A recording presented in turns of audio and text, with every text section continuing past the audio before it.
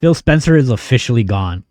After 38 years at Microsoft, the man in the t shirt is retiring, but he isn't leaving behind a legacy of victory like Reggie Fils-Aimé did over at Nintendo. He's leaving a house on fire. While the fanboys spent a decade calling him Papa Phil, he was quietly overseeing the slow motion car crash of a multi-billion-dollar brand. And look at who they replaced him with. Asha Sharma. She didn't come from a studio or anywhere that you would say, oh yeah, she's the next person in line. She came from Microsoft's core AI, Meta, and Instacart. The gamer CEO? Yeah, there is none. That era is gone. Today, we're doing a brutal autopsy of Phil Spencer's career from his start as a 1988 intern to the moment that he had to lie to your face about exclusives while Satya Nadella was already planning how to put Halo on PlayStation and Indiana Jones on Nintendo.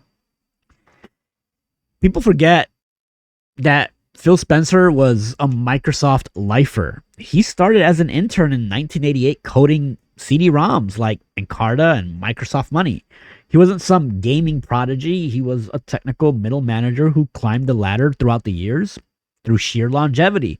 And by the time that he hit Microsoft Game Studios in the mid-2000s, he was already part of the culture that overpromised and, frankly, underdelivered. Remember Project Milo in 2009? Yeah, Phil Spencer was there, standing next to Peter Molyneux, selling us an emotional AI boy that didn't exist.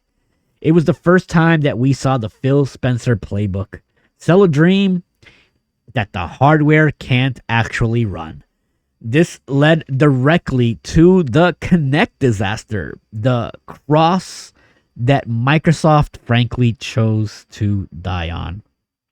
In 2014, Phil was handed the role of Xbox CEO after Don Matrick nearly nuked the brand with the Xbox One. What was Phil's first job? Well, he needed to undo that Kinect mandate. For a year, Microsoft told us that the Xbox One could not function without the Kinect. It was essential to the console. And then Phil steps in and realizes what a disaster this is becoming for them and flips a switch. And suddenly the system runs just fine without it. It was a $100 lie that cost early adopters millions. And, well, Phil got the credit for fixing it, right? But let's be real. He was just a guy who stopped hitting you over the head with the hammer. He spent the next 5 years writing the backward compatibility high to distract you from the fact that they really weren't really pushing any games to show you for the first half of his entire tenure. And then there's the console war. Well, that's a myth that Phil loved to play into because it made Xbox look like a heavyweight. But when you look at the raw numbers, while the media was obsessed over Xbox and PlayStation, and Phil was happy to make it look like he was number 2, when in fact, Nintendo was, and still is, the undisputed king in sales. As of early 2026, even, the Nintendo Switch 2 and the original Switch have combined install base that makes Xbox look like a boutique hobby. Xbox has fallen into a very distant third place. And Phil tried to mask this by doing other things. To his credit, he was able to broker deals with Activision and buying Bethesda for $7.5 billion. Activision was $69 billion. They have to pay for those games somehow. He tried to buy a first place trophy because, honestly, Xbox, they couldn't build one. But even with Call of Duty in his pocket, Microsoft seemed to just, I don't know, sabotage their own product because hardware sales for the Series X and S plunged 40% year over year. You can't exclusive your way out of a brand that has lost its identity, especially when that leads us to the next point, the most brutal part of the fall. And that was watching Phil Spencer get publicly castrated by his boss. See, Phil spent years telling us that Xbox is the best place to play. He looked right into the cameras and said Starfield and Indiana Jones, they were pillars of the ecosystem. And then Satya Nadella goes on a podcast a couple days later and essentially says, we're a publisher now. We want our games on every screen. A few days later, there's a campaign saying everything's an Xbox. And Phil is forced to go on his own podcast looking like he's in a hostage video of some type, admitting that, oh, well, no game is truly off the table for other platforms. You fast forward now, and Indiana Jones, well, that's on Nintendo Switch too. Starfield, yeah, that's on PS5. Reports even showed that early on that Halo was next, but you know what? It was right. Halo Combat Evolved is on PlayStation 5. And unfortunately, he is tasked with selling you now the next idea, which was the $800 Magnus console, while simultaneously telling you that you don't actually need it to play the games. How are you supposed to sell me an Xbox when I don't need an Xbox to play Xbox games? It's an impossible task.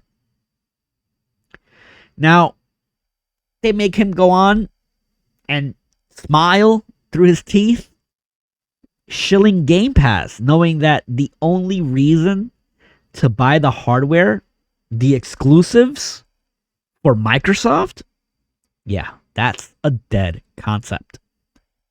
Phil Spencer didn't retire because he was finished. He retired because there is nothing left to sell. He's leaving an advisor role while an AI executive takes over to, quote, optimize the $70 billion debt that the Xbox division probably ran up.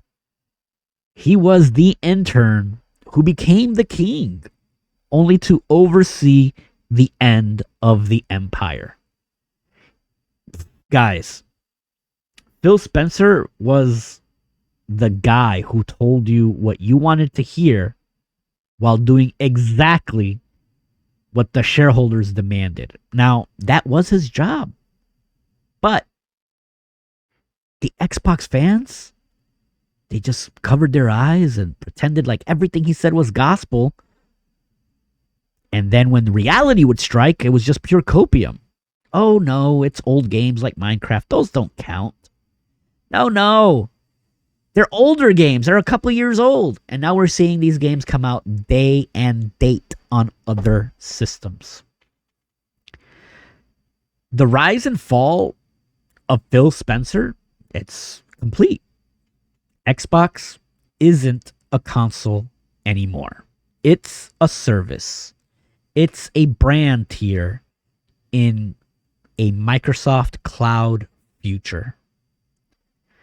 As always, I want to thank you guys for joining me here at Star Flag Media Gaming. Let me know what you guys think in the comments.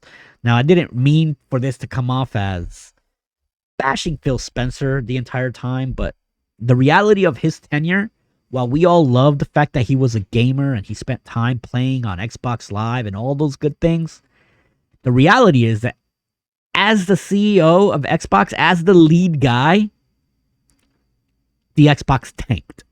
It tanked the hardest that it could ever tank. And any other CEO wouldn't have lasted 10 years watching Xbox go from a promising almost number 2 neck and neck with the PlayStation in the Xbox 360 era to a distant third place to a Nintendo Switch handheld hybrid. selling 3 times as many. And then now the Xbox Series X, the most powerful console on the market, being 30 million units sold, while the PlayStation 5 is at 90 something million and the Nintendo Switch was at 153 million. Nobody else would have got to keep their job this long. Leave a like, share, subscribe. If you have good memories of Phil Spencer, let me know in the comments. Let me know why I'm wrong. As always, thank you guys for joining me, and we will catch you in the next video. Peace.